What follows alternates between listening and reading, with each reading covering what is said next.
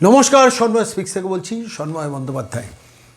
তাহলে কি শিলান্যাস মমতা যোগ, অর্থাৎ আকারে, ইঙ্গিতে, ইশারায় যাও তুমি হুমায়ুন, বাবরি মসজিদ বেলডাঙ্গাতে উদ্বোধন করো, আপাতত তুমি বহিষ্কার থাকো, এমনই ইঙ্গিত দিলেন শুভেন্দু অধিকারী। পরিষ্কারভাবে বললেন গতকাল সংবাদ মাধ্যমের সামনে যে আলটিমেটলি মমতার মুখ আর মুখোশ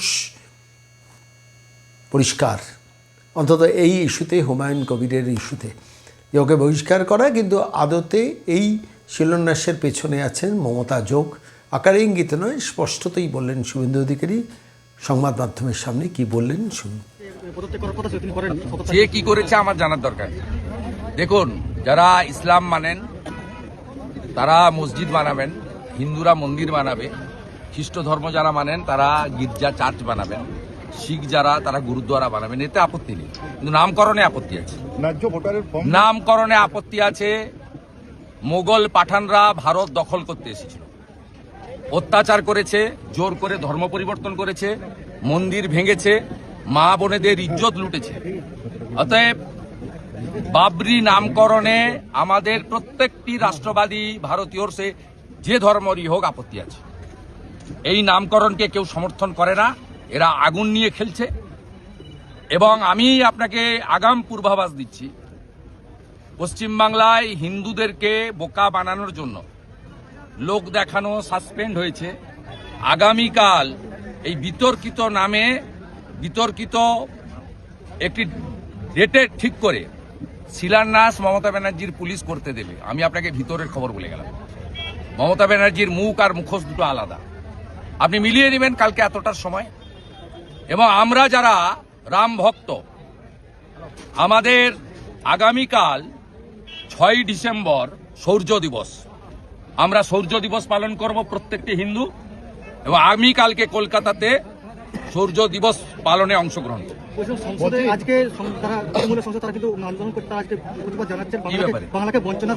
কি বঞ্চনা? হিসাব নেবেন আপনি, দেখাতে পারবেন? 2 মিনিট টাইম লাগবে আমার। 2004 থেকে 14 ডক্টর মনমোহন সিং এর ইউপিএ 1 এবং 2 যে মন্ত্রিসভায় মমতা ব্যানার্জি 3 বছর ছিল, দিয়েছে মোট 2 লক্ষ কোটি টাকা। 2014 থেকে 2024-এর 31 মার্চ পর্যন্ত নরেন্দ্র মোদীজির সরকার পশ্চিমবঙ্গ সরকারকে দিয়েছে 8 লক্ষ কোটি টাকা। আমি শুধু দুটো স্কিম আপনাকে বলে যাচ্ছি, সময় নেই, অতক্ষণ ধরে বলবো না। এক হচ্ছে ইন্দিরা আবাস যোজনা, 2004 থেকে 14 কংগ্রেস ইউপিএ 1 and 2, 4,664 কোটি টাকা। প্রধানমন্ত্রী আবাস যোজনা 2014 থেকে 2023 পর্যন্ত নরেন্দ্র মোদীজির সরকার পশ্চিমবঙ্গ সরকারকে দিয়েছে 30,000 কোটি টাকা। মানরেগা এত চুরি করেছে, ধরা পড়েছে চোর। 2004 থেকে 14 14,454 কোটি টাকা। 2014 থেকে 2022 পরে চুরি ধরার পরে তদন্ত চলছে। তদন্ত শেষ হলে, চোরেদের কাছ থেকে টাকা উসুল হলে আবার যথাবিধি নিয়মে প্রকৃত জব কার্ড হোল্ডাররা কাজ পাবেন। ও বিজেপি এলে 100 দিনের কাজ তো দেবেই, 200 দিনের কাজ দেবে। আমরা মোদীজির সরকার দিয়েছে পশ্চিমবঙ্গ সরকারকে 54,000 কোটি টাকা মানরেগা। এরপরে আর আপনি কি করেছেন? 61টা রেল লাইনের জমি দেননি। আলিপুরদুয়ারে পরিবর্তন সংকল্প সভায় নরেন্দ্র মোদী বলেছেন, জমি দিন 91,000 কোটি টাকা আমার কাছে আছে, আমি 61টা নতুন rail line, double line, broad gauge line করতে চাই পশ্চিমবঙ্গে। কি করেছেন আপনি? মালদা, বালুরঘাট, পুরুলিয়া, কুচবিহার এয়ারপোর্ট কমপ্লিট করার জন্য প্রয়োজনীয় জমি এখানে ঝররা এই জমি কমপ্লিট করেননি। আপনি কি করেছেন? পশ্চিম মেদিনীপুরের কলাইকুণ্ডায় 37 একর জমি দরকার এয়ারপোর্ট চালুর জন্য, আর্মি এনওসি দিয়েছে, দেননি। হাসিমারাতে 25 একর জমি দরকার, দেননি। আপনি সিপোর্ট বানানোর জন্য ডিপ সিপোর্ট কুলপিতে জমি চেয়েছিল সাগরে, আপনি জমি দেননি।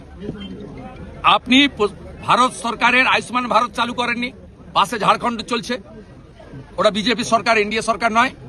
আয়ুষ্মান ভারত চালু করতে দেননি। আপনি ওবিসি এবং এসসিরা যারা হাতের কাজ করে, কামার কুমার, লোহার, কুম্ভকার, স্বর্ণকার, মালাকার, যারা হাতের কাজ করে, এখানে পুরুলিয়াতে অনেক শালপাতার কাজ করে, কেন্দু গাছের পাতা থেকে কাজ হয়, বেতের কাজ হয়, অনেক অনেক হাতের কুটির শিল্প করে। বিশ্বকর্মা যোজনা গোটা ভারতবর্ষে চালু হয়েছে, 8 লক্ষ পিটিশন পড়ে আছে ডিএম এর কাছে, আপনি চালু করতে দেননি কেন? উত্তরগুলো আপনাদের দিতে হবে, উত্তর দিতে হবে। উজালা 3 কেন চালু করতে দেননি?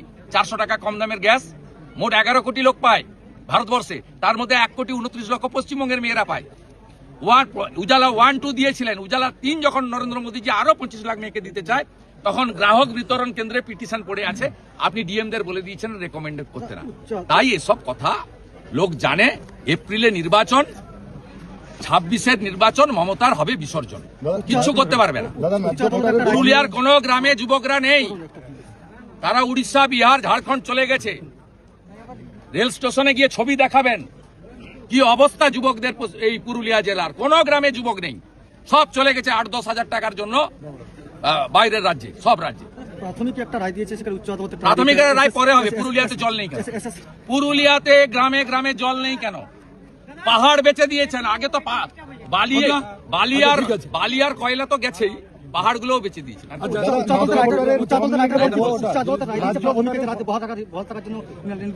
উচ্চ আদালতে প্রাথমিক বহাল থাকার জন্য নির্দেশ দিয়েছে, সেটা হচ্ছে। আর অন্যদিকে এসএসসির ক্ষেত্রে একটা আলাদা রায় দিয়েছে। আমি আপনাকে বলি, কোর্ট আইন মেনে চলা উচিত, কোর্ট ধারণায় হওয়া উচিত না। এই ডিভিশন বেঞ্চের রায় ত্রুটিযুক্ত রায়, কি হবে আমি জানি না, ত্রুটিযুক্ত রায় বলেছে। পদ্ধতিগত ত্রুটি আছে, কিন্তু আমরা পরিবারের দিকে তাকিয়ে করলাম। এবারে যারা ভিকটিম তারা বলতে পারবে। ন্যায্য ভোটারের ফর্ম নিয়ে যাচ্ছে, ভুয়ো ভোটাররা এসআইআর ফর্ম, নাকাশিপাড়ার ঘটনা কি বলবেন? সব জায়গায় বিএলওদেরকে জোর করে এগুলো করাচ্ছে। ব্রিগেডে 5 লক্ষ কণ্ঠে গীতা পাঠ। সবাই আসুক, সকাল 9টায় একসঙ্গে গীতা পাঠ হবে।